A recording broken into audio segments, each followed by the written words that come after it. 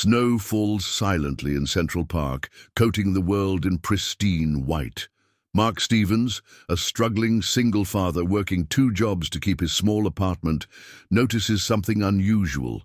3 identical babies, barely conscious, abandoned on a park bench. Without hesitation, he wraps them in his coat and rushes them to safety. Little does he know that this act of kindness will change his life forever. These aren't just any triplets. They belong to America's most enigmatic billionaire heiress, a woman who's been living in hiding, forced to abandon her children to protect them from those who would exploit her wealth. But now she's coming back for them, and she's about to discover the extraordinary man who saved her babies. Will the kindness of a struggling single father be enough to bridge the gap between 2 worlds that were never meant to meet? Before we jump back in, tell us where you're tuning in from. And if this story touches you, make sure you're subscribed, because tomorrow I've saved something extra special for you. The morning had started like any other in Mark Stevens' carefully budgeted life. His ancient coffee maker sputtered and hissed, producing barely enough for his thermos before giving up entirely. He made a mental note to add it to his growing list of things he couldn't afford to replace, right below the winter boots with the splitting soles. Last day of double shifts, he reminded himself, checking his wallet. $3 and change until Friday's paycheck. The night job at St. Vincent's Hospital barely covered his rent, while the morning security gig at the museum kept the lights on. Sometimes, in the quiet moments between jobs, he still caught himself turning to share a joke with Sarah before remembering she'd been gone 3 years now. The weather alert on his phone buzzed, record low temperatures, emergency services advising people to stay indoors. Mark zipped his jacket higher, knowing the walk through Central Park would save him subway fare. 20 minutes of cold versus dinner tomorrow. An easy choice. He discovered later that his usual route had been blocked for maintenance, forcing him down the path by Bethesda Fountain, the universe's way of making sure he'd be there when he was needed most. The snow had started falling heavier, thick flakes catching in his graying hair when he heard it, a sound so faint he almost missed it over the wind. A whimper. Mark stopped, tilting his head. Years of pediatric nursing before Sarah's illness had trained his ears to recognize a baby's distress. But here, in the deserted park, then he saw them. 3 identical bundles on a bench, partially hidden by drifting snow. Pink blankets, expensive-looking despite the snow dampening them. His heart stopped, then launched into overdrive. "Oh, God!" he breathed, rushing forward. 3 perfect faces, identical down to the last eyelash, their lips turning slightly blue. Hypothermia setting in. Training kicked in as he checked vital signs, weak pulses, shallow breathing but alive. No note, no diaper bag, just 3 embroidered initials on each blanket, LR. "Hold on, little ones," he whispered, already shrugging off his coat. He wrapped them together, preserving what body heat remained between them, and pulled out his phone with shaking fingers. 911, what's your emergency? "Oh, I need immediate medical assistance at Bethesda Fountain Central Park. I found 3 infants, approximately 6 months old, suffering from exposure. I'm a former nurse. They're showing signs of moderate hypothermia." His voice stayed, steady, professional, even as his mind raced. Who would leave 3 babies in this weather? How long had they been here? The operator's voice sharpened with urgency. "EMS is dispatched. Sir, are you able to—" "I'm initiating warming procedures now. They're responding to gentle stimulation. No signs of frostbite yet." He cradled the bundle close, using his body heat to warm them as sirens wailed in the distance. The next hours passed in a blur. Paramedics, questions, the controlled chaos of the emergency room. Mark refused to leave even after transferring the babies to the care team. He stood at the nursery window, watching as they were stabilized, color returning to their tiny cheeks. "Mr. Stevens!" A detective appeared at his side, notebook in hand. "We need to ask you a few more questions." "Mark," he corrected automatically, not taking his eyes off the triplets. "And I've told you everything. I was just walking to work." "You mentioned you're a former nurse?" Pediatric. St. Vincent's. Before, he swallowed. Before my wife got sick. Had to switch to security work to cover the medical bills. The detective made a note. And you didn't see anyone else in the park? No suspicious vehicles? Mark finally turned to face him. Look, Detective Rodriguez, those babies were left to die. If I hadn't been redirected down that path. He couldn't finish the thought. Someone has to know something. 3 identical babies don't just appear out of nowhere. Rodriguez nodded grimly. We're checking security cameras, hospitals, recent births, but Mr. Stevens, he hesitated. The blankets alone, we're talking high-end boutique items, and those initials were hand-stitched with gold thread. Whoever these babies belong to, they've got money, which means this case just got complicated. Mark turned back to the window. One of the babies, he'd started thinking of them as 1, 2, and 3 in their identical medical bassinets, yawned and stretched a tiny fist. Something protective and fierce woke in his chest. I don't care about complicated, he said, quietly. I care about them. He didn't notice the figure watching from the corridor, a woman in expensive sunglasses despite the indoor lighting, who slipped away to make a phone call. Nor could he know that his simple act of kindness had just set in motion events that would change not only his life, but the lives of some of the most powerful people in New York. The pediatric intensive care unit hummed with quiet efficiency. 6 hours had passed since Mark brought the triplets in, and he hadn't moved from his vigil outside the nursery window. His phone buzzed repeatedly, missed calls from both jobs, but he couldn't bring himself to care. Mr. Stevens. A nurse touched his arm gently. He recognized her from his old department at St. Vincent's. Dr. Chen wants to speak with you. Dr. Alice Chen, head of pediatrics, looked exactly as Mark remembered, perpetually rushed, but radiating competence. She led him to a quiet consultation room, security footage of the nursery playing on a wall monitor. The good news is you got to them in time, she began. Body temperatures are stabilizing, no signs of permanent damage. They're fighters. She hesitated. But Mark, we've got other concerns. What kind of concerns? In the last hour, we've had 3 separate sets of lawyers show up, claiming to represent the baby's interests. Hospital administration's been getting calls from people way above my pay grade. She lowered her voice. Someone tried accessing their medical records 10 minutes after they were admitted. Our IT department caught it. High-level hack attempt. Mark's protective instinct flared. They're not even settled in their bassinets and already. A commotion outside interrupted him. Through the door's window, he saw men in expensive suits arguing with hospital security. That's the 4th group today, Dr. Chen muttered. Mark, these babies, there's something bigger going on here. The blood work we ran, they're not just identical triplets. They've got a rare blood marker, extremely rare, the kind that runs in certain families. What kind of families? The kind that have buildings named after them. She pulled up an image on her tablet. This blood marker, it's called the Richardson factor, only shows up in one family line. Mark's breath caught. Everyone knew the Richardson name. Old money, serious power, the kind of wealth that shaped cities. But 5 years ago, the entire family had been in the news when Dr. Chen, a nurse, burst in. We need you in the nursery. Now. They rushed, back to find one of the triplets, 3 having trouble breathing. Mark instinctively moved to help, muscle memory from his nursing days taking over. Respiration shallow, pulse elevated, he reported, working alongside Dr. Chen. Possible. Delayed reaction to the cold stress. She nodded, already adjusting the oxygen flow. Good catch. Just like old times, Stevens. It took 20 tense minutes to stabilize 3, during which Mark never left the baby's side. He found himself humming the same lullaby he used to sing during long nights in pediatrics, his hand gentle, on the tiny chest. You've got more than lawyers watching now, Dr. Chen said quietly, when things calmed down. She nodded toward the nursery's observation window.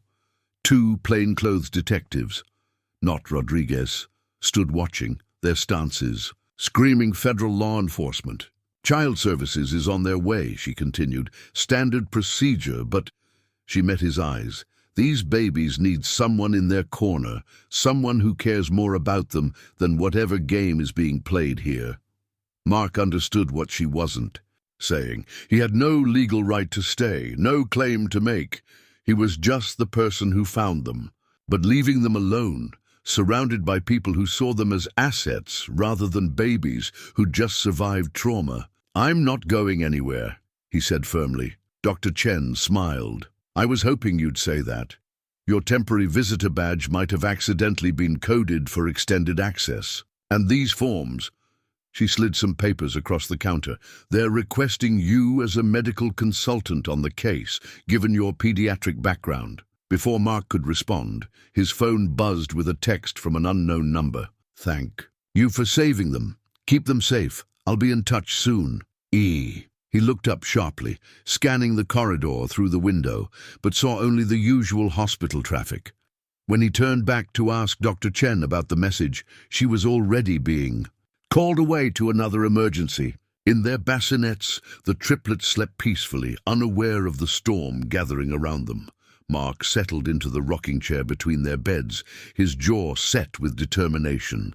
Someone out there, this mysterious E, trusted him to protect these babies. He intended to honor that trust no matter what came next. The social worker arrived exactly 24 hours after Mark found the triplets. Linda Martinez had the kind of face that could either comfort or intimidate, depending on which side of her clipboard you landed on. "Mr. Stevens," she said, settling into Dr. Chen's office. "Your background check came back clean. Very clean, actually. 13 years as a pediatric nurse, spotless record, dozens of commendations." She paused. "And then, 3 years ago, you switched to security work." Mark's hands tightened on his coffee cup. "My wife's cancer treatment wasn't covered by insurance. Security paid better." Linda's expression softened slightly. "I'm sorry for your loss." She shuffled through her papers. "The situation we're in is unusual. These babies need temporary placement while the investigation continues. Group homes are overcrowded and splitting up triplets." She shook her head. "Given your medical background and the fact that you're already involved..." Mark sat straighter. "Are you suggesting emergency temporary custody, strictly short-term, with extensive support services?" She held up a hand before he could speak. "Before you answer, you should know, this case has attracted attention. Serious attention. The kind that comes with unmarked cars parked outside your building. Because of the Richardson connection?" Linda's eyebrows rose. "So you know about that." Dr. Chen mentioned the blood marker. "But what I don't understand is why all the secrecy. The Richardson family practically owns half of Manhattan. Why would they abandon..." "Mr. Stevens," Linda's tone carried a warning, "for your own safety, don't pursue that line of questioning. Just focus on one question. Are you willing to take these babies in? They'll need round-the-clock care." Mark thought of his tiny apartment, his double shifts, his empty savings account. Then he remembered the weight of 3 in his arms during the breathing crisis, the trust in those tiny fingers gripping his. "I'll need to quit my jobs," he said slowly. "I can't afford..." Linda pulled out another document. "The court has authorized a temporary care stipend, generous one, and this arrived an hour ago." She handed him a cashier's check. His eyes widened at the number of zeros. "Anonymous donor," Linda explained. "Specifically for the baby's care. There's more promised contingent on you accepting guardianship." The mysterious E, Mark thought. Aloud, he asked, "What do I need to sign?" The next hours passed in a whirlwind of paperwork and preparations.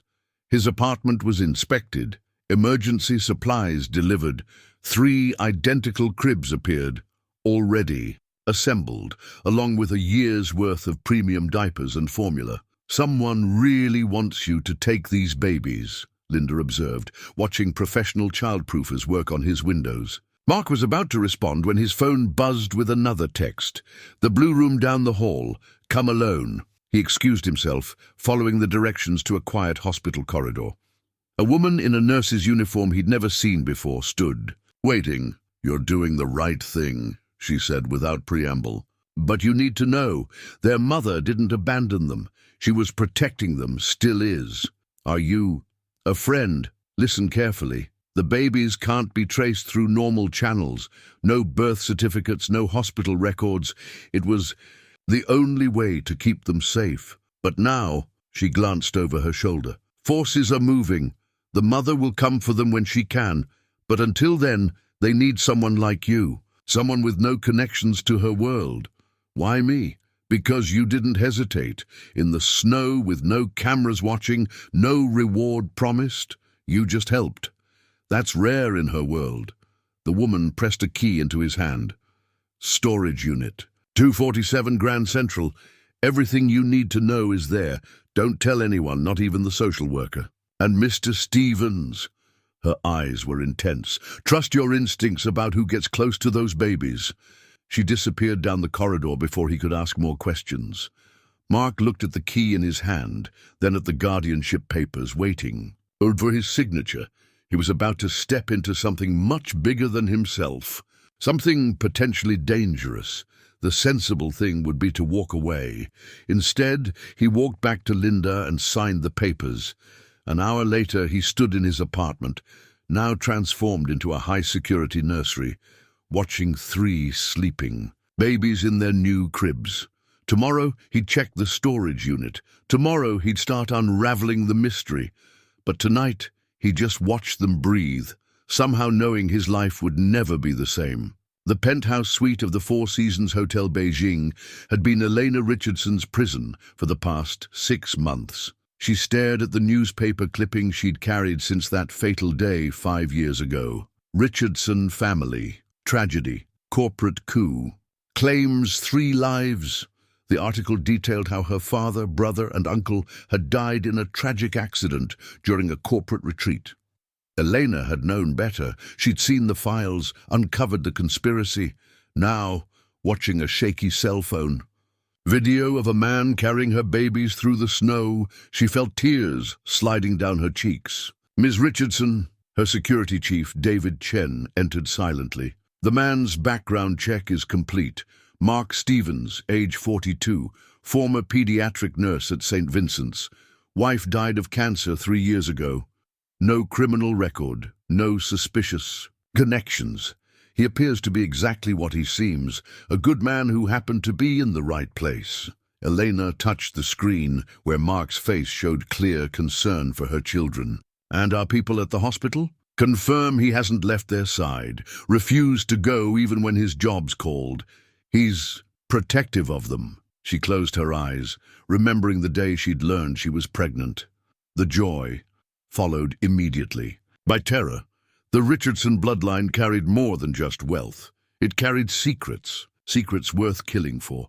Play the hospital security footage again. The screen showed Mark singing softly to 3 during the breathing crisis, his hands steady and gentle. Elena's chest tightened. This stranger was giving her babies the comfort she couldn't. The board meeting is tomorrow, David reminded her gently. Your cousin Michael will try to have you declared incompetent, claim the company. Without proof you're alive and well. I know. Elena stood, walking to the window. Beijing's skyline glittered below, so far from home. 5 years of hiding, building evidence, waiting for the right moment. I almost had everything in place. When she pressed her hand to her still tender cesarean scar. I didn't expect triplets. No one did. It complicated everything. She thought of the night she'd had to leave them, the way they'd slept so peacefully, unaware their mother was saying goodbye. Her investigators had confirmed what she'd long suspected. Michael had hired people to track down any Richardson heir. A baby would be the perfect leverage. 3 babies would be irresistible. The safe house is ready, David reported. We can move them tonight, disappear them completely. Elena turned from the window. No, Ms. Richardson, look at him. David, she gestured to the screen where Mark was carefully feeding 2. He's given up everything to protect them. No questions asked, no conditions. When's the last time you saw that kind of pure intention in our world? David frowned. You can't be considering. I am. Mark Stevens is exactly what my children need right now. Someone who cares about them, not their inheritance. Someone who'll protect them because it's right, not because of duty or greed. She picked up her phone, sending another text to the burner number she'd had established. The storage unit will explain everything. Keep them safe. It's dangerous, David warned, letting him in on any part of this more dangerous than separating them again, than spending their whole lives running. Elena shook her head. I've spent 5 years planning how to take back what's mine, but this, she touched the screen again. This changes everything. She turned to her oldest friend and protector. Our people keep watching, but no interference unless absolutely necessary. I need to know what?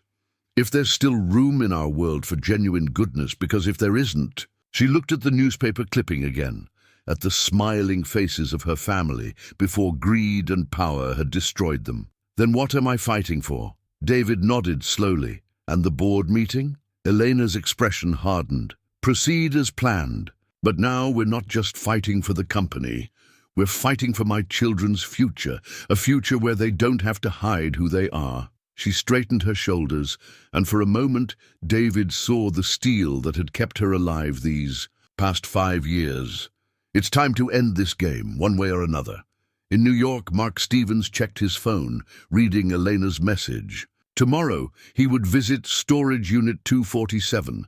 Tomorrow, he would learn why 3 innocent babies carried the weight of an empire on their tiny shoulders. Tonight, watching them sleep, he made a silent promise to keep them safe, no matter what secrets that storage unit held. The viral post appeared on social media 3 days after Mark brought the triplets home. Hero, single dad takes in abandoned triplets. Within hours, it had 1 million shares. By morning, reporters camped outside his building. Mark drew the blackout. Curtains. Another mysterious delivery he now understood better, and checked his phone. 57 missed calls, hundreds of messages. Ellen wanted him on tomorrow's show. Good Morning America had sent 3 requests. A local news van idled outside, their satellite dish seeking his story. Don't worry, he told the babies as he prepared their morning bottles. Our friend in Beijing made sure they can't get too close. He still marveled at how thoroughly his apartment had been secured. New locks, reinforced windows, a state-of-the-art security system, he was certain. Cost more than the building. One, the most active of the triplets, grabbed for the bottle with surprising strength. Mark smiled. Hungry this morning, aren't we, Lucy? He'd started calling them Lucy, Laura, and Lily, L names following their blankets' initials. Better than numbers, though he knew these weren't their real names. His phone buzzed with a text from Linda Martinez. Morning show offered $50,000 for exclusive interview. Thoughts? Before he could reply, another message appeared from the now familiar anonymous number. No interviews. The less attention, the safer they are. Mark texted Linda back. Not interested. Privacy more important. He'd visited storage. Unit 247 yesterday found the thick file explaining everything. The Richardson family history, the corporate coup, Elena's evidence of betrayal. Most importantly, he'd found her letter, explaining why she'd had to leave them that snowy morning. A knock at the door interrupted his thoughts. Through the security camera, another new addition, he saw Mrs. Chen from next door holding several bags. More donations, she announced when he opened the door. The whole building's been shopping. My Henry outgrew these last month. She handed him bags of pristine baby clothes. The community's response had overwhelmed him. Neighbors brought food, supplies, offered to babysit. His old colleagues from St. Vincent's organized a diaper drive. Even his former employers sent gift cards, understanding why he'd had to quit so abruptly. Such beautiful babies, Mrs. Chen cooed, watching them play on their activity mat. They have kind eyes like their new father. Mark started to correct her, to explain he was just temporary guardian, but stopped. How could he explain what he'd learned? About Elena's fight to protect her children and her birthright, about the forces gathering around them even now. His phone buzzed again. A news alert. Richardson Enterprises board meeting ends in chaos. CEO Michael Richardson faces federal investigation. Attached was a photo that made his heart stop. In the background of the chaotic boardroom scene, barely visible but unmistakable, stood the woman he'd seen watching at the hospital. Elena had made her move.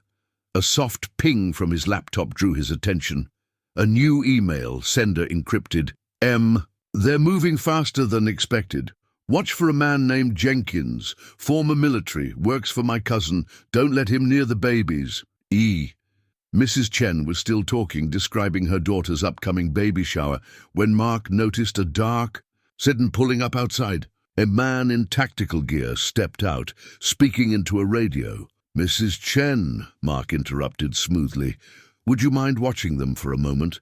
I need to make a call. The moment she was occupied with the babies, he activated the panic button. Elena had shown him in the file. Within seconds, 2 unmarked cars appeared, blocking the sedan. The man retreated. Mark's phone buzzed one final time. Good instincts, keep trusting them. Won't be long now. He watched the sedan drive away, then turned back to where Mrs. Chen was singing a Chinese lullaby to the triplets. They were falling. Asleep, peaceful and oblivious to the forces swirling around them. Soon, Mark knew, their mother would come for them. Soon, this peaceful interlude would end, but for now, in this moment, they were safe, loved, protected. For now, that had to be enough. Detective Rodriguez stared at the caseboard in his office, now covered with surveillance photos, witness statements, and timeline markers. At the center sat a photograph of the 3 pink blankets, their golden LR initials gleaming under. The evidence lights. Talk to me again about the timeline, his partner, Detective Sarah Wong, said. She'd been pulled from major crimes specifically for this case. That alone told Rodriguez they'd stepped into something big. Park cameras show. No sign of who left the babies, but he pointed to a grainy image. This town car circled the area 4 times that morning. No plates, windows tinted past legal limits. Professional job. Gets better. Rodriguez pulled out a file. That same car was spotted outside the Richardson Enterprises board meeting yesterday, right before the FBI raid. Wong leaned forward. You think the babies are connected to the Richardson case?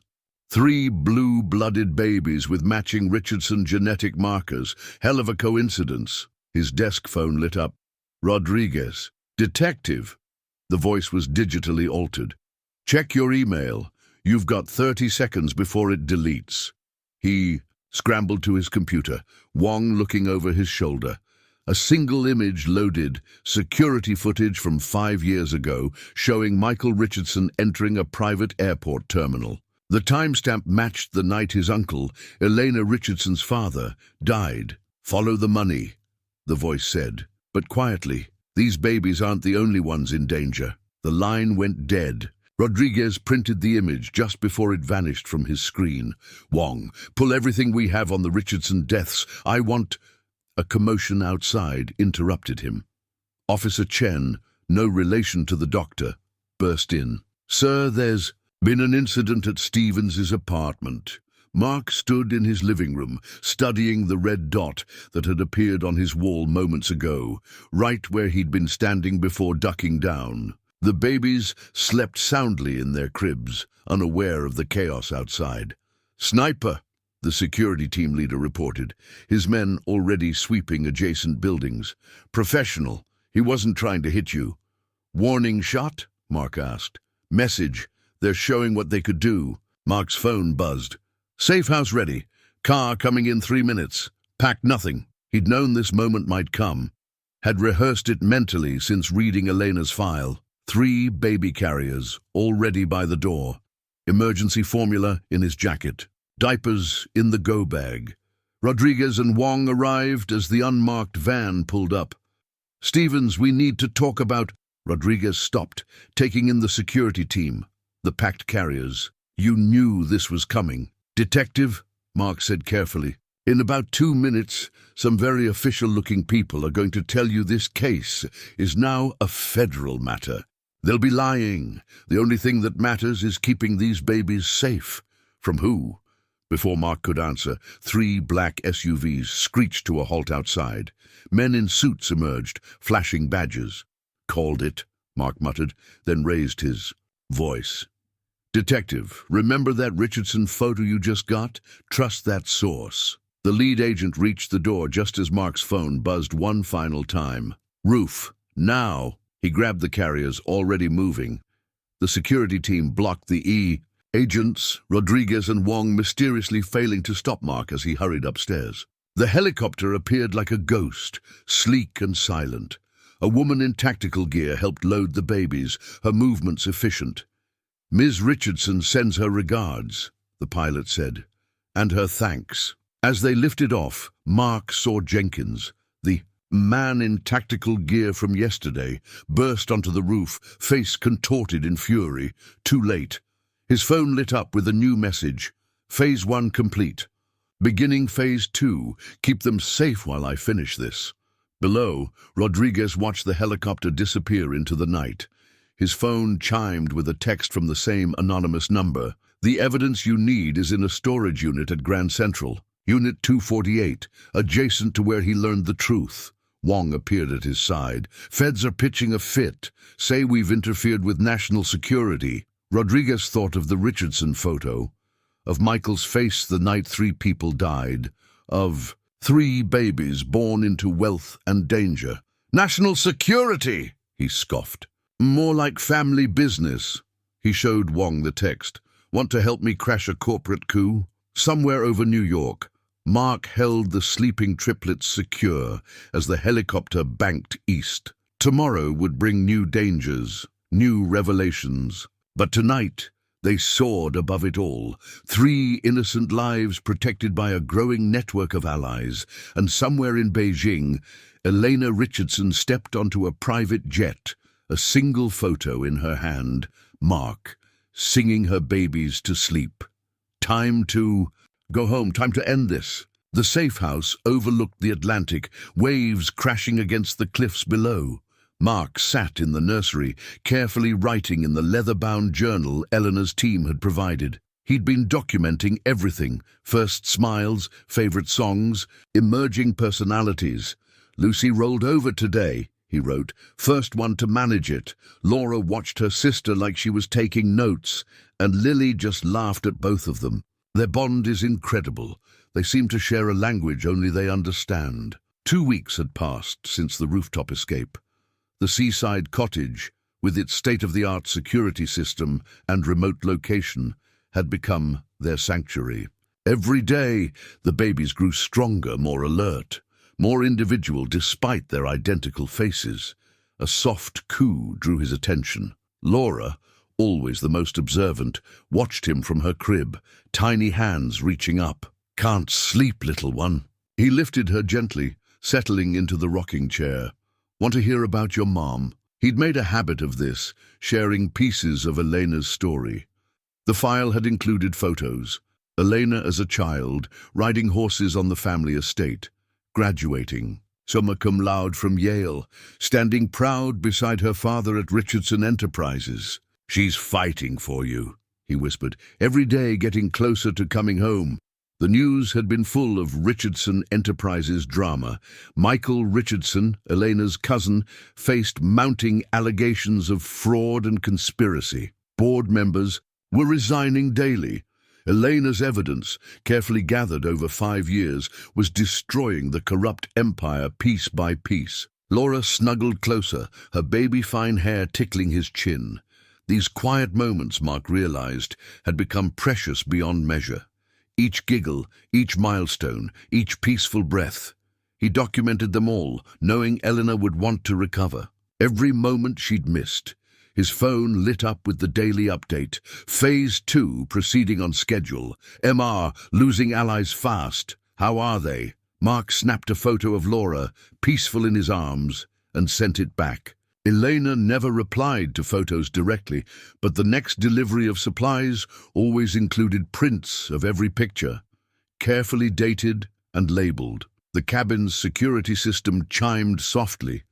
Perimeter alert. Mark tensed until he recognized Linda, Martinez's car, approaching. The social worker had been brought into their confidence after the escape, her connections proving invaluable. "Monthly check-in," she announced, entering the nursery. Her professional demeanor softened at the sight of Laura, dozing in Mark's arms.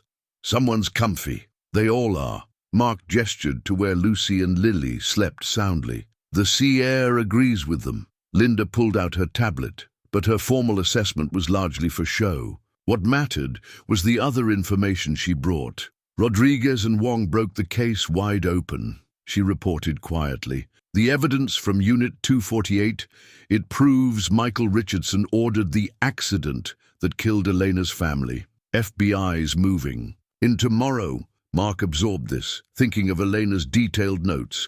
5 years of patience, of gathering proof while living in exile, all leading to this moment. "There's more," Linda continued. "They found adoption papers in Michael's private safe, dated 3 days after the triplets were born." He was going to steal them, Mark realized, make them disappear into the system, then adopt them himself, control the Richardson bloodline completely. Instead, they found you. Linda's eyes were warm. The one person who'd protect them without asking questions. A cry from Lily's crib interrupted them. Mark moved to soothe her, his touch automatically gentle, practiced. These motions had become second nature, the perfect bottle temperature, the right swaying rhythm, each baby's preferred comfort position.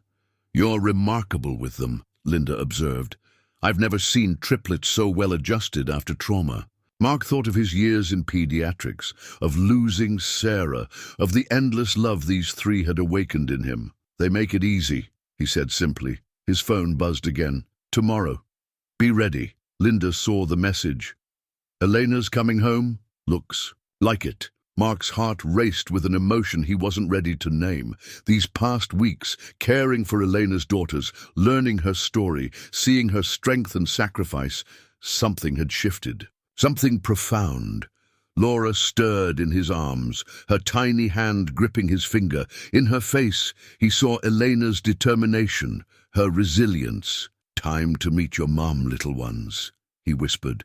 "The real story's about to begin." Outside, the waves crashed against the cliffs, nature's lullaby soothing 3 miracle babies to sleep. Tomorrow would bring change, reunion, perhaps danger. But tonight, in this peaceful nursery, Mark added one final note to his journal. "They are loved, completely, unconditionally, eternally, by both of us." Elena's childhood photo album lay open on the safe house coffee table, its pages telling the story of a life of privilege touched by tragedy. Mark studied a particular image, teenage Elena with her father at a charity gala, both smiling, unaware that 5 years later everything would change. The morning had brought a package, this album, a letter and a burner phone. Now he waited, watching the waves while the triplets napped, their soft breaths a counterpoint to his racing heart. Exactly at noon, the phone rang. "Hello, Mark." Elena's voice was lower than he'd imagined, warm with an edge of steel. "Thank you for keeping my daughters safe, Elena." Her name felt intimate on his tongue. "They're beautiful, perfect. You should see. I have. Every photo, every update. Her voice caught. "I've missed so much." "But you saved them," Mark said firmly. "The file explained everything. Michael would have used them as pawns, just like he used my father's death. The company was never enough for him. He wanted the whole legacy. The Richardson bloodline." She paused. "When I discovered I was pregnant, I knew I had to disappear. 1 heir he might have tolerated, but 3 legitimate heirs to everything?" Mark thought of Michael's hidden adoption papers. He would have taken them. Yes, but now he's lost everything. The FBI raided his offices an hour ago. Detective Rodriguez made the arrest himself. Through the nursery monitor, Mark heard Lucy stirring. "Hold on!" He moved to the nursery, settling her with a gentle touch. When he returned to the phone, Elena was silent. "You do that so naturally," she finally said. "Care for them. Love them. They make it easy. Tell me about them. Not the reports and photos. Tell me. Tell me what makes them unique." Mark smiled, sinking into his chair. Lucy's the adventurer. Always moving, always curious. Laura's the thinker. She watches everything, figures it out. And Lily, he chuckled. Lily's the peacemaker. When her sisters fuss, she just laughs until they laugh too. Like my mother, Elena whispered. She was the one who could always make people smile. A pause. I've been watching you, Mark, since that first day in the snow. I had people ready to take them, to whisk them away to another safe house. But then I saw you with them in the hospital. The way you stayed. The way you protected them without knowing who they were or what it might cost you. They needed me, yes, but it's more than that. You gave up everything. Your jobs, your home, your safety, not for money or power. Just because it was right. Her voice softened. Do you know how rare that is in my world? Mark thought of the photos in the album, of Elena growing up surrounded by wealth and secrets. Your world isn't just about money, he said. I've read your journals, seen how you spent 5 years gathering evidence. Not for revenge, for justice. And now it's done. Michael's arrested. The company board has called an emergency meeting to reinstate me. I can come home. The weight of the moment hung between them. When? Mark asked. I'm already here, in New York. She took a breath. Mark, I know this isn't fair. You've given so much already, but I have to ask, when I come for them, you want me to stay in their lives, he finished. Yes, the word was barely a whisper. They need you. And maybe I do too. Through the monitor, Mark heard the triplets beginning to wake. Their afternoon routine beckoned, bottles, changes, the songs and stories they'd come to expect. They'll be up soon, he said. Would you like to hear them? Through the phone, Elena's breath caught. Please. Mark carried the phone to the nursery, where 3 identical faces lit up at his approach. He held the phone close as Lucy's signature giggle rang out, followed by Laura's happy babbling and Lily's sweet coo. Oh, Elena breathed, and Mark heard tears in her voice. My babies. Come home, Mark said softly. Come meet your daughters. Whatever happens next, we'll figure it out together. Tomorrow, Elena promised. First light. And Mark? Yes? Thank you for teaching them how to be loved. The line went quiet. Mark looked down at the 3 miraculous lives in his care, seeing Elena in every smile, every gesture. Tomorrow would change everything, but as he lifted Laura for her bottle, Lucy reaching up to be next, and Lily watching with patient wisdom, he knew some things would remain constant. Love, protection, family. Sometimes, he realized, the greatest. Revelations weren't in secret files or hidden evidence. They were in the simple truth of 3 babies who needed love, and 2 people who would move heaven and earth to give it to them. Dawn painted the cliffs in shades of gold when the security system chimed its soft alert. Through the cottage's cameras, Mark watched a single black car wind up the private road, Elena's security team flanking it on motorcycles. The triplets were already awake, dressed in the pale yellow outfits he'd chosen carefully the night before. They seemed to sense the moment's importance, unusually quiet as they watched him from their playmat. Ready to meet Mommy? He asked softly, his heart thundering against his ribs. The security feed showed Elena stepping from the car. Even through the grainy footage, her presence commanded attention. She paused, looking up at the cottage, one hand pressed to her heart. Mark's phone buzzed. We're here. He lifted Laura, the most sensitive of the 3, knowing she might need extra reassurance. Lucy and Lily watched with matching expressions of curiosity as David Chen, Elena's security chief, entered first to clear the house. Protocol, even here. Then in the doorway, Elena Richardson. She was younger than he'd expected, though her eyes held decades of determination. The photos hadn't captured the grace of her movements or the slight tremor in her hands as she took in the sight of her daughters. Oh, she breathed, and that single sound contained worlds of emotion. Laura, usually shy with strangers, reached toward her mother with unerring instinct. Eleanor stepped forward, trembling. May I? Mark transferred Laura gently into her arms. The moment they touched, something electric filled the room. Recognition, connection, love distilled into its purest form. Laura pressed her tiny hand to Elena's cheek, already wet with tears. "Hello, my darling," Elena whispered. "My brave, beautiful girl." Lucy and Lily began making excited noises, not to be left out. Mark lifted them both, moving closer so Elena could see all three of her daughters together. "They have your eyes," he said softly. "When they're thinking hard about something, they get the same look you have in the photos. Right here," he touched the spot between Lucy's eyebrows, and Elena let out a watery laugh.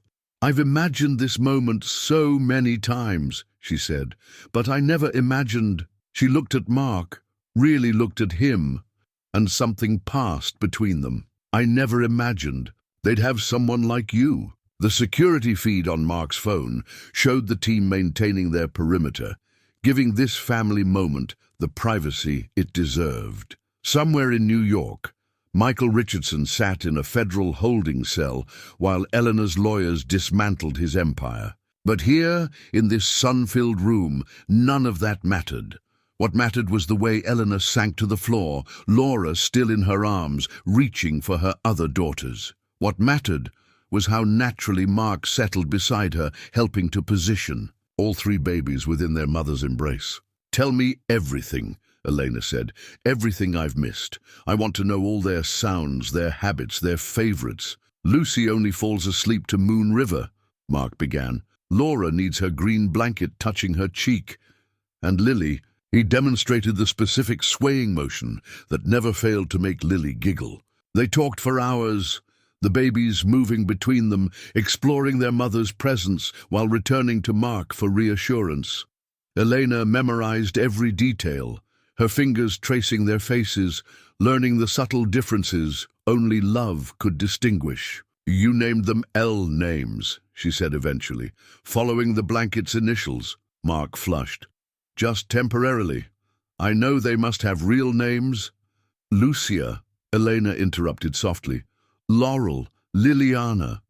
She touched each head in turn. "After my mother, my grandmother, my aunt. Strong women who taught me how to survive." She met Mark's eyes. "But Lucy, Laura, and Lily, those are perfect for every day.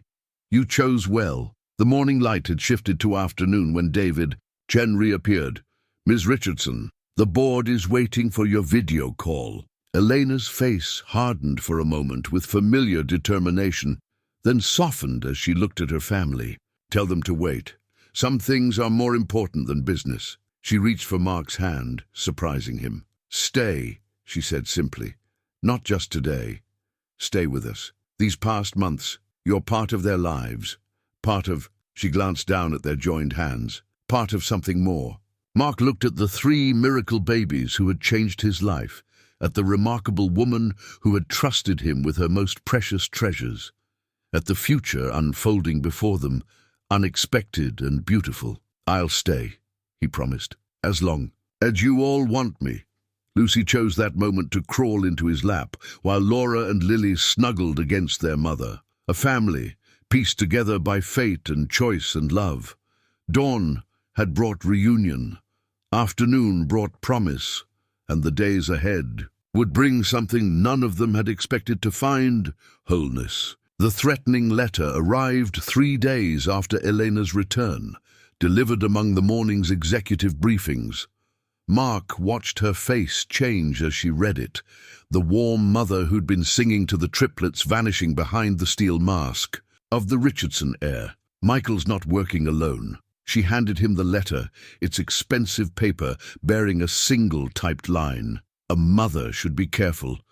Children are so fragile." Mark felt his protective instincts surge. In the nursery, he could hear the baby's morning babbles through the monitor. "Who else would dare? The board isn't entirely cleaned out." Elena paced, her silk robe catching the morning light.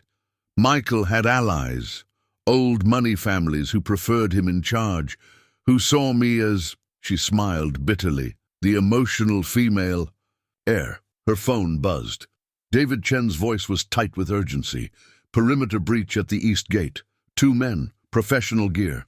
Mark was moving before Elena finished turning. Up the stairs, into the nursery, where three precious lives played peacefully. Through the window, he caught movement in the trees. "Safe room!" Elena commanded, already lifting Lucy while Mark gathered. Laura and Lily. They'd drilled this, though they'd hoped never to need it. The hidden door in the nursery closet opened silently. Elena's security team had built the safe room to be both secure and comfortable, knowing it might house three babies. Mark handed the girls to Elena, turning back to grab the emergency diaper bag. A crash downstairs, voices. Elena's hand caught his arm. "Mark, I'll be right behind you."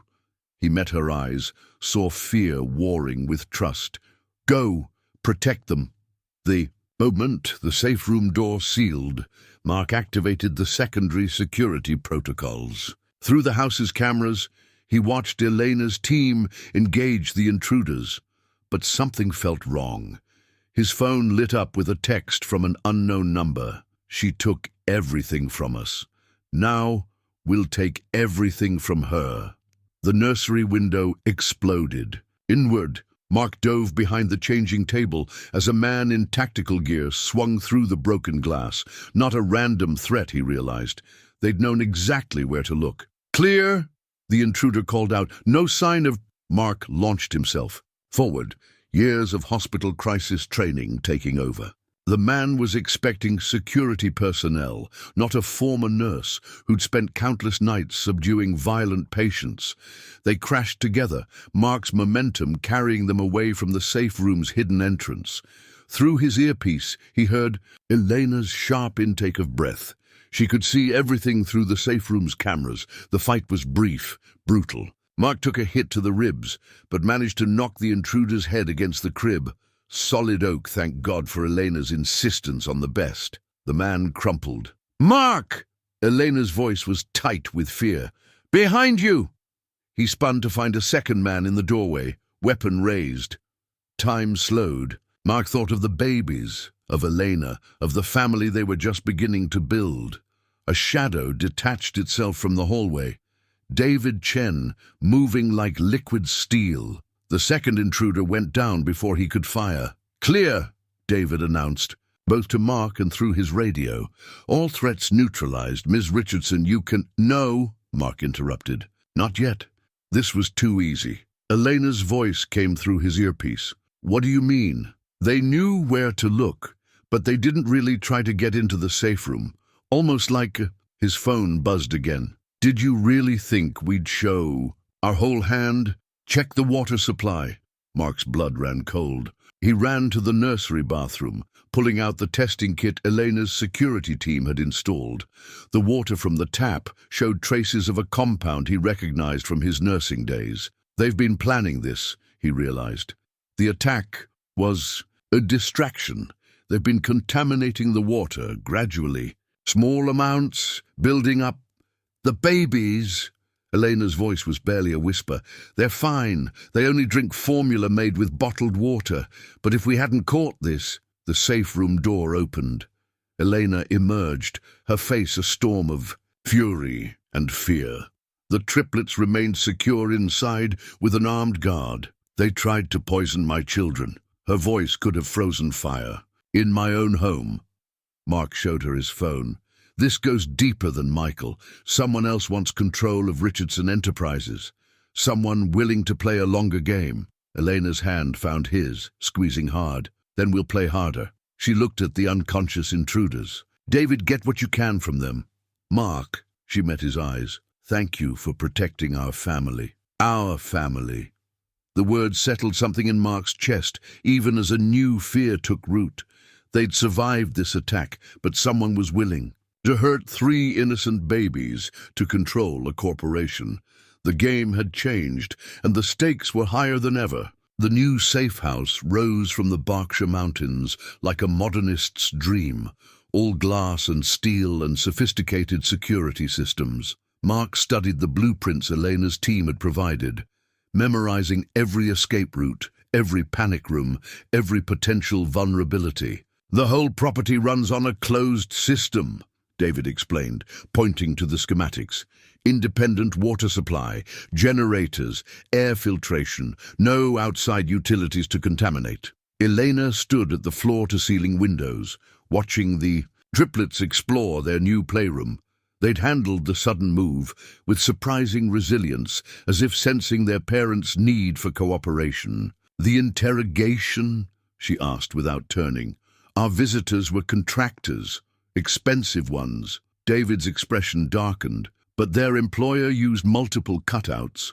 "We're still tracing." Mark noticed Elena's shoulders tense. In the week since the attack, she'd been different, harder, more focused. The carefree moments with the babies now carried an edge of desperate memorization, as if she feared each smile might be the last. "The water supply test results came back," Mark said, drawing her attention. "The compound was sophisticated, custom-made. Meaning? Meaning whoever's behind this has access to specialized laboratories. This isn't just money, it's infrastructure." Elena turned, and Mark saw the CEO of Richardson Enterprises emerge. "How many pharmaceutical companies does Richardson own?" "3, David answered, "but after Michael's arrest, you restructured the board's access." "Exactly." Elena's eyes narrowed. "So who still has authority to commission custom compounds?" Mark crossed to the playroom door, checking on the girls. Lucy had discovered the new toy chest, happily sharing her findings with her sisters. Their innocent joy felt suddenly fragile. "We've moved the board meeting up," Elena continued. "Tomorrow. Time to smoke out whoever's pulling strings." "It's too soon," David protested. "Security protocols are exactly what they're expecting." Elena's voice carried the weight of 5 years in exile. "They think they know how I'll react. Hide away, protect the children at all costs." She met Mark's eyes. "But they don't know about you." Mark understood. "They don't know you have someone you trust to keep them safe." "Exactly." She crossed to him, her hand finding his with practiced familiarity. "I can't hide forever, but I couldn't fight back before because I had no one to protect them." Through the glass, they watched Laura demonstrate her new walking skills. Lily clapping encouragement while Lucy supervised. 3 miracle babies growing stronger every day. "The company's annual charity gala is in 2 weeks, Elena said. "Very public, very controlled environment." David caught on. "Perfect place to catch someone overplaying their hand." But first," Elena squeezed Mark's hand, "we need to know who we're dealing with. Tomorrow's board meeting will tell us who gets nervous when I announce the pharmaceutical division audit." Mark's medical knowledge clicked with her strategy. "The compound in the water, it would have been untraceable once metabolized. They'll have to destroy the evidence. And we'll be watching who makes calls after the announcement." Elena's smile was sharp. "Time to remind them why my father chose me to lead." A cry from the playroom interrupted their plotting. Lily had bumped her head, more startled than hurt. Mark moved automatically to comfort her, but Elena was already. They're gathering her daughter close. "Shh, my brave girl," she whispered. "Mama's here, Mama's got you." Mark watched mother and daughter together, saw Lucy and Laura crowding close for their share of comfort. The scene struck him with its normality. A family moment, precious in its simplicity. Elena looked up, caught him watching. Something softened in her expression. "We're not just fighting for the company," she said quietly. "We're fighting for this, for them to have normal lives, safe lives." Mark joined them on the floor, Lucy immediately climbing into his lap. "Then we'll win." "How can you be so sure?" He thought of the night he'd found them in the snow, of every challenge they'd faced since. "Because they deserve their happy ending, and we're going to make sure they get it." The mountain sunset painted the room in warm gold, a family of 5 united by love and circumstance and choice. Tomorrow would bring battles and boardrooms, plots and counterplots. But tonight they were simply this: 2 parents, 3 babies, and a love strong enough to face whatever came next. David quietly withdrew, updating security protocols on his tablet. In the distance, guards patrolled the perimeter of their mountain fortress. Somewhere, enemies plotted.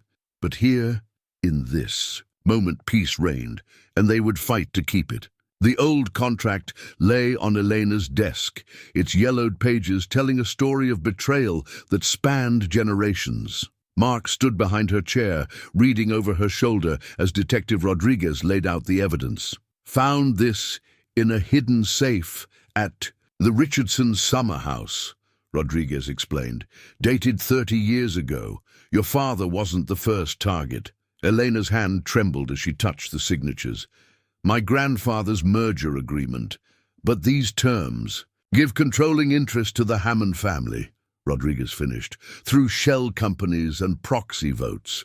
Your grandfather discovered it, tried to stop it, and died in a hunting accident 2 weeks later. Elena's voice was ice. Just like my father's accident when he started investigating Michael's deals.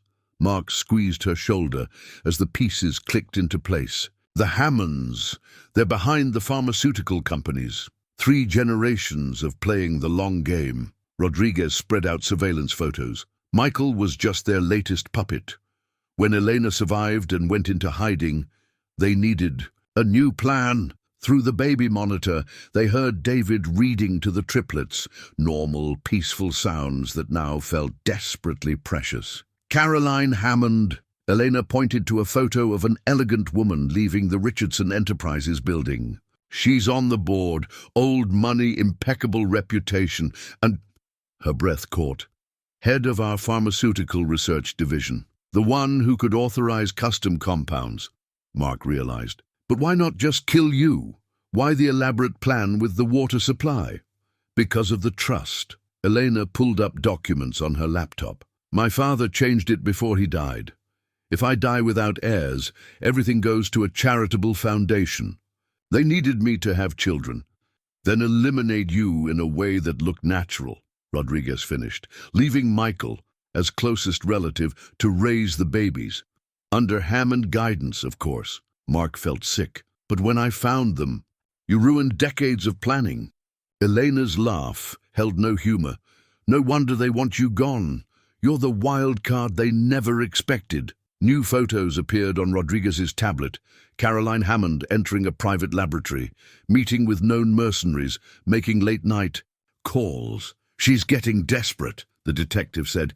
The board meeting spooked her. The audit will expose everything. Good. Elena's voice hardened. Let her make mistakes. Tomorrow's charity gala. A chime from Elena's phone interrupted her. Security alert. Perimeter breach at the Hammond estate. Elena's surveillance team reported movement in Caroline's study. She's destroying evidence, Rodriguez said, already moving. Wait, Mark pointed to the camera feed. Look at her face. That's not someone covering her tracks.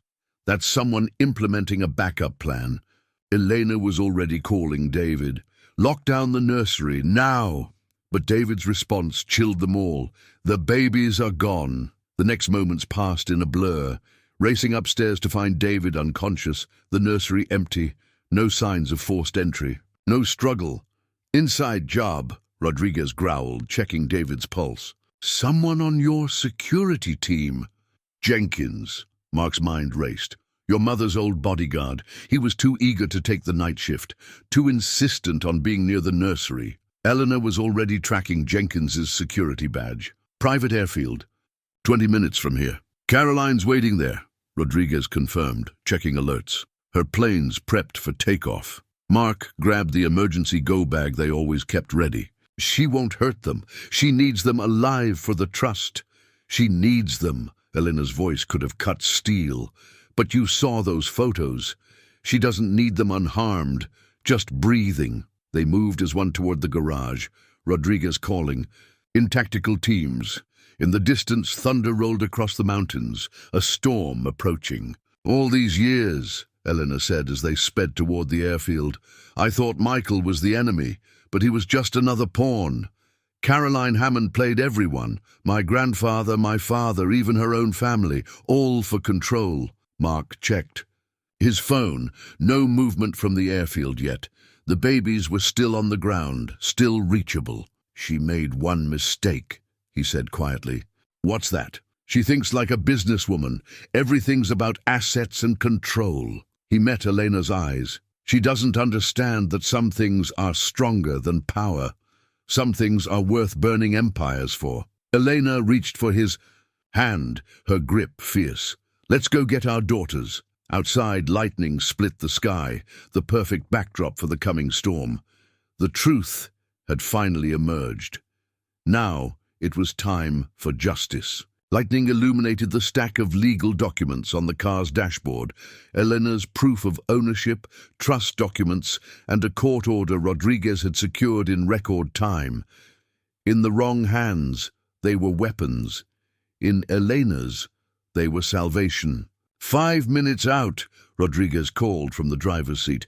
Hammond's plane is still grounded, weather's too rough for takeoff. Through sheets of rain, Mark caught glimpses of emergency vehicles converging on the private airfield. Elena's phone buzzed constantly with updates from her loyal security team, now thoroughly vetted and out for blood after Jenkins' betrayal. Movement in the hangar, Elena reported, studying security feeds. Caroline's getting nervous. Her voice caught. She's carrying Lucy. Mark's heart clenched. The feed showed their eldest triplet, tiny in Caroline Hammond's arms. Behind her, Jenkins held Laura and Lily, both crying. She'll use them as shields, Rodriguez warned. We need to be smart about this. Elena's hand found Mark's in the darkness. The thing about Caroline, she said quietly, is that she never understood what really matters. She thinks having the babies is enough to control the trust. But it's not? No. Elena pulled up one final document on her phone. Because my father added a codicil before he died. The trust doesn't just require living heirs. It requires them to be raised by someone who puts love before power. She smiled grimly. He saw this coming, knew someone might try to use children as pawns. The airfield appeared through the rain, a fortress of steel and concrete. Police units blocked every exit, their lights painting the storm clouds in red and blue. Ready? Rodriguez asked, hand on his weapon. Mark thought of the night he'd found them in the snow. How small they'd been, how precious, how he'd known somehow that his life would never be the same. Caroline Hammond! Rodriguez's voice boomed through a megaphone. The building is surrounded. Come out with the children. Through tactical cameras, they watched Caroline's face contort with fury. She moved toward the plane, using Lucy as cover. Last chance, Miss Hammond, Rodriguez warned. There's nowhere to go. Caroline's laugh crackled through the storm. Nowhere. I have 3 Richardson heirs and ironclad documentation of Elena's mental instability. Who do you think the board will believe? The unstable mother who abandoned her babies in the snow, or the trusted family friend who saved them? Neither, Elena said, stepping into view. They'll believe the evidence. She held up her phone, playing an audio file. Caroline's own voice filled the hangar. Once the compound builds up in their system, it'll look like natural causes. Elena will be too devastated to fight the transfer of power. And with Michael in custody, I'll be the only one left to raise. The poor orphaned triplets. Caroline's face went slack. Behind her, Jenkins shifted uneasily. Found it in your private lab, Elena continued. Along with proof you murdered my father and my grandfather. The Hammond family's whole empire, built on blood. You think that matters? Caroline snarled. Money talks, power protects. You of all people should know now, Elena whispered into her comm. Mark moved through the shadows, years of hospital night shifts making him silent. Jenkins never saw him coming. One precise strike. Thank you, Elena's combat trainers. And the betrayer crumpled. Mark caught Laura and Lily before they could fall, pulling them close as tactical teams swarmed the hangar. No! Caroline turned, still holding Lucy. I won't lose everything to some nobody nurse who... That's where you're wrong. Elena's voice was steel. He's not nobody. He's their father. The man who loved them when I couldn't be there. The man who proved my father right, that love matters more than power. Lucy chose that moment to bite Caroline's hand, just as Elena had taught her during their morning play sessions. The mighty Caroline Hammond yelped, her grip loosening just enough. Mark moved without thinking, passing the twins to waiting officers and diving forward. Lucy fell safely into his arms as Caroline Hammond, last of her dynasty, was finally taken into custody. "Daddy," Lucy mumbled into his neck. Her sisters quickly returned to join her. Elena knelt beside them in the rain, gathering all four of her loves close. "My brave, brilliant girls," she whispered. "My perfect family." Around them, justice unfolded in flashing lights and Miranda rights. But in their embrace, a different kind of victory was celebrated. Love over power, family over empire. The choice Elena's father had hoped for, proven right in the most unexpected way. Thunder rolled again, but none of the triplets flinched. They were safe in their parents' arms, where they had always belonged. The security footage from the hangar would later become key evidence in Caroline Hammond's trial. But in the moment, as Elena watched it in the hospital waiting room, all she could see was the way Mark had moved without hesitation to save their daughters. "All tests came back clear," Dr. Chen announced, emerging from the pediatric wing. "No traces of any compounds in their systems. They're perfectly healthy, just tired and a bit scared." Elena sagged with relief. Beside her, Mark asked, "Can we see them? They've been asking for both of you." Dr. Chen's smile was warm. Quite insistently, in fact. Lucy's vocabulary of demands is quite impressive for her age. They found the triplets in a private room, surrounded by stuffed animals from the hospital gift shop and 3 very alert security guards. The moment the girls saw their parents, 3 identical faces lit up with joy. "Mamam, Dada!" Laura reached for them first, always the most sensitive to separation. Her sisters quickly joined the chorus. Elena gathered them close, breathing in their baby sweet scent as Mark's arms encircled all of them. For a moment, they simply held each other, healing through touch and presence. "Miss Richardson," Detective Rodriguez appeared in the doorway. "We found something in Caroline's private office, something you need to see." He handed her a tablet displaying security footage from 5 years ago. Elena's father, Arthur Richardson, sat at his desk late at night recording a message. "Elena," Arthur's voice was strong, certain. "If you're seeing this, then my suspicions about Caroline Hammond were correct. I've changed the trust requirements, not just to protect the company, but to protect you and any children you might have from becoming pawns in someone else's game." Elena's hand found Mark's as they watched. The Hammond family has been patient, calculating, working for decades to take control. But they never understood what really builds a legacy. It's not money or power, it's love. The kind that makes you put others first. The kind that makes you brave. Arthur smiled, as if seeing through time to this moment. "I'm adding this requirement to the trust. Any guardian of the Richardson heirs must prove through actions, not words, that they value love above power. I know you'll find someone worthy, Elena.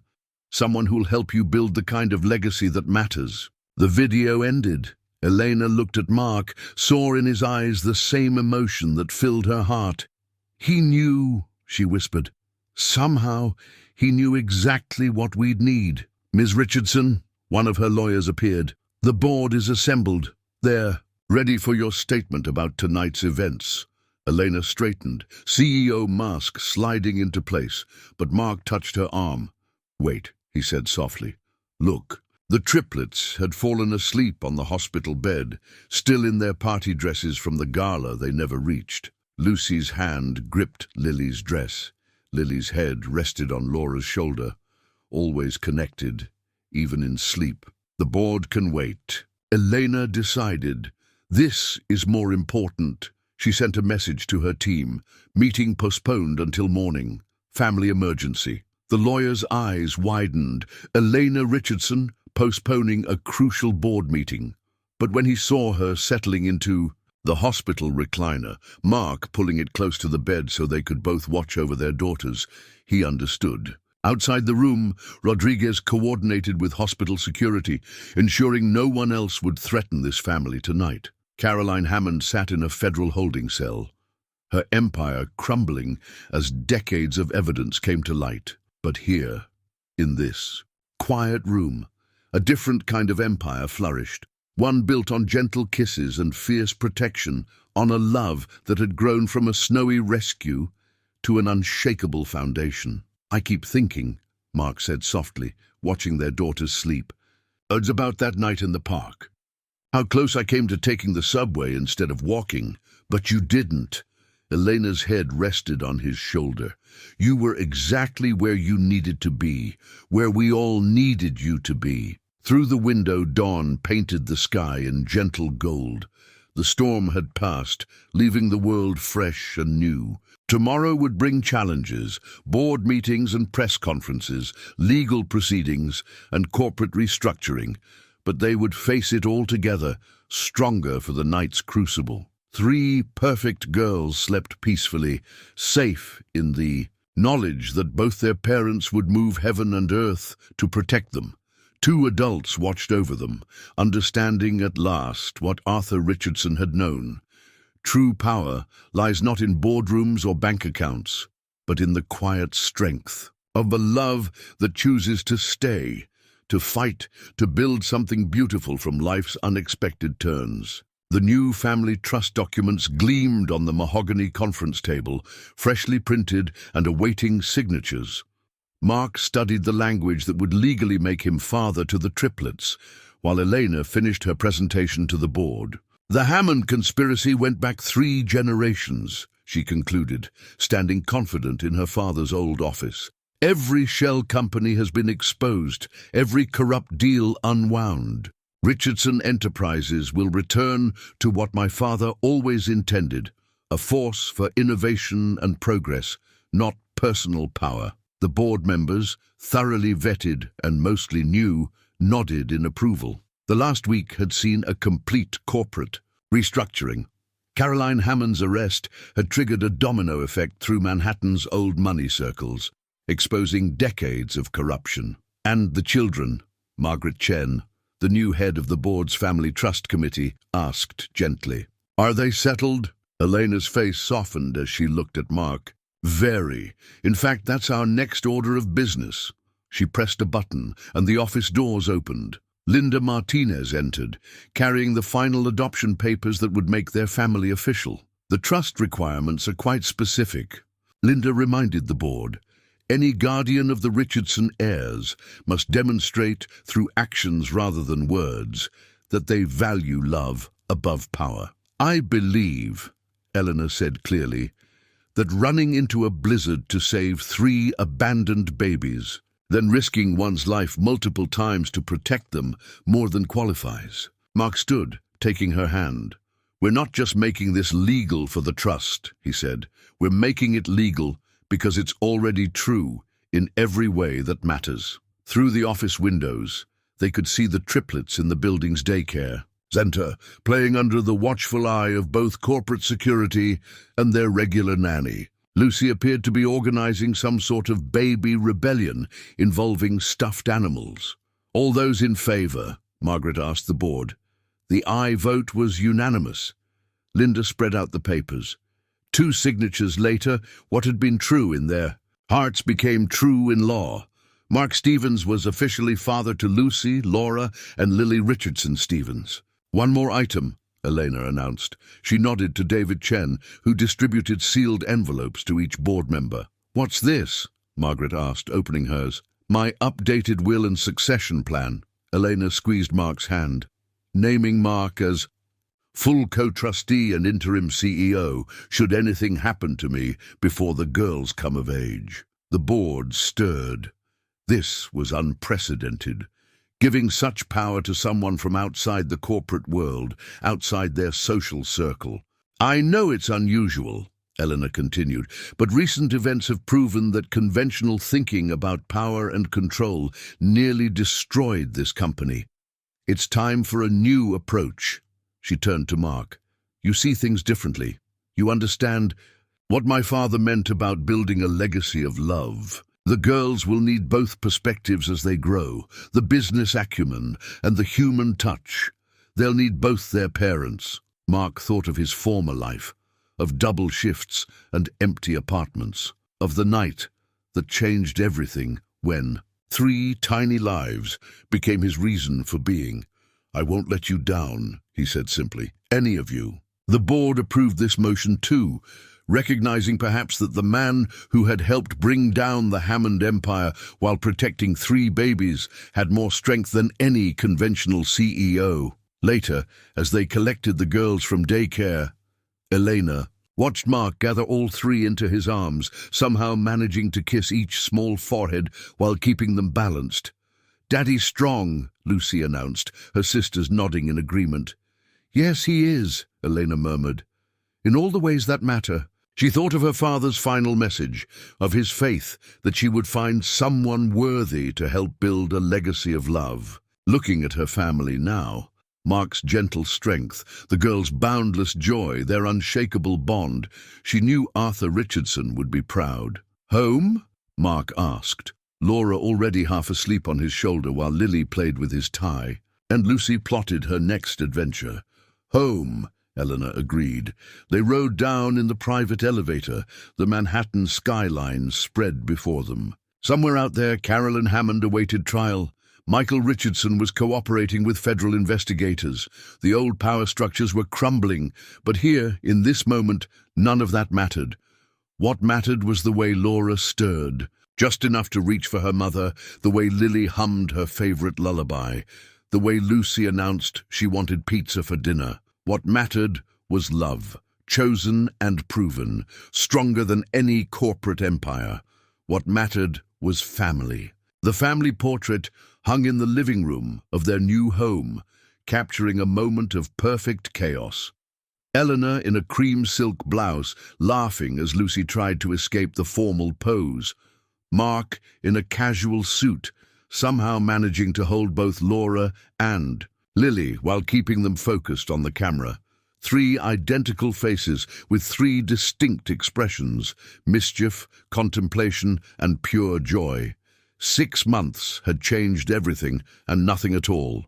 "Daddy, story time!" Lucy's voice carried through the house, followed by the patter of 3 sets of tiny feet in matching pajamas. Mark looked up from the medical journal he was reading. He'd started taking continuing education courses, keeping his nursing license current. Some habits died hard, and the need to help people never really went away. "Which one tonight, princesses?"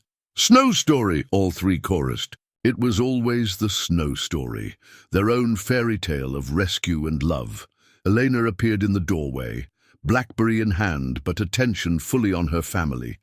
She'd mastered the art of being both CEO and mother, scheduling board meetings around ballet classes and taking video calls from the playground. "Room for one more?" she asked, settling beside them on the massive storytime couch. Mark began the familiar tale. "Once upon a time, on the coldest morning of the year," the girls snuggled close, even though they knew every word. "Laura, ever." The analyzer corrected any deviation from the usual telling. Lucy added sound effects for the dramatic parts. Lily just held her parents' hands, soaking in the love that surrounded them. "And then," Mark continued, "a brave mama came home to her babies. And found a daddy too," Lucy interjected, their favorite addition to the story. Eleanor's eyes met Mark's over their daughters' heads. 6 months of building this life together had only deepened what began in that snowy park. The doorbell chimed, their usual Saturday night visitors. Detective Rodriguez and his partner Wong had become regular dinner guests, along with Dr. Chen and Linda Martinez. Even Mrs. Chen from the old apartment building still brought her famous dumplings every week. "Family isn't just blood," Elena had told the board when they questioned her choice to maintain connections with everyone who had helped them. "It's the people who show up when it matters." The conviction of Caroline Hammond had rocked Manhattan society. Michael Richardson's testimony revealed decades of manipulation and murder, but from the ashes of the old power structure, something new had grown. Richardson Enterprises now led the industry in ethical business practices. The pharmaceutical division focused on affordable medications rather than designer compounds. The Richardson-Stevens Foundation provided support for single parents and children in need. "Time for bed, my loves," Elena announced as their guests arrived.